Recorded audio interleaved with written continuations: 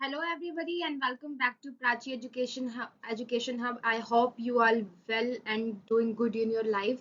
I think so that you are thinking about where was I in that particular period in the past time. There was my exams and other things.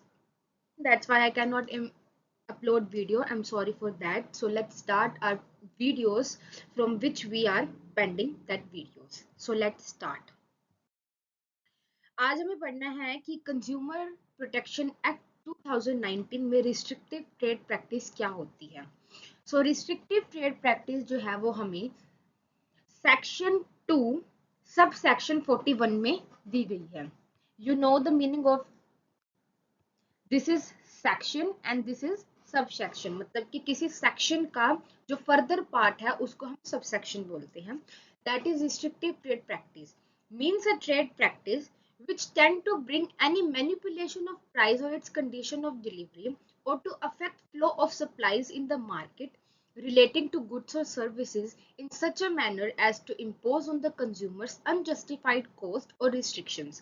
यहाँ पर clearly ये कहा गया है कि trade practice के time अगर कोई भी जो सप्लायर है वो मैनिपुलेशन करता है प्राइस का at the time of delivery, ठीक है, ऑफ गुड्स एंड सर्विसेज, और इम्पोज करता कोई अनजस्टिफाइड कॉस्ट और रिस्ट्रिक्शन कंज्यूमर के ऊपर, तो उसे हम क्या बोलेंगे? That is called restrictive trade practice. मतलब कि क्या कहने का मतलब है यहाँ पर? रिस्ट्रिक्टिव ट्रेड प्रैक्टिस बेसिकली कहने का मतलब ये है कि जब सेलर आपसे रेट, अगर मान लो किसी भी चीज का जो कॉस्ट है वो 100 रुपीज है एज अ मार्केट प्राइस जो उसको देनी चाहिए, बट वो आपको 300 दे रहा है, तो यहाँ पर वो 200 का क्या कर रहा है? मैन्युपुलेशन कर रहा है, रिस्ट्रिक्टिव ट्रेड प्रैक्टिस कर रहा है। So we have tribunals in the consumer protection act, जिसको हम consumer protection act redressal agencies भी बोलते हैं, जो हम आगे बढ़ेंगे further.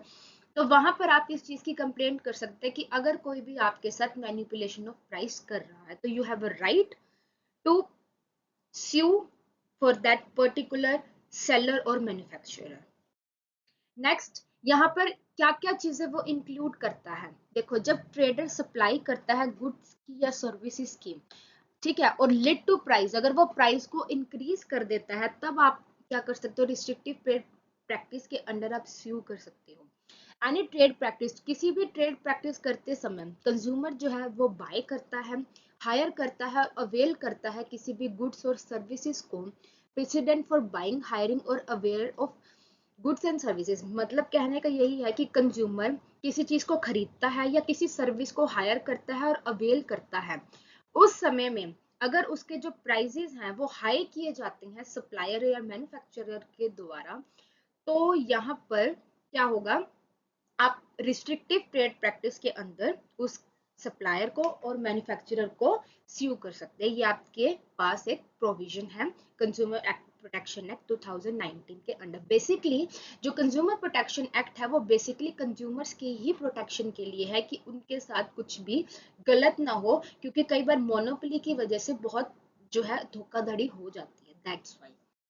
So thanks for watching, I hope you like it, and बस यही कहूंगी कि अगर वीडियो अच्छी लगी हो तो चैनल को सब्सक्राइब और वीडियो को लाइक करना मत भूलिएगा। Thanks for watching, thank you.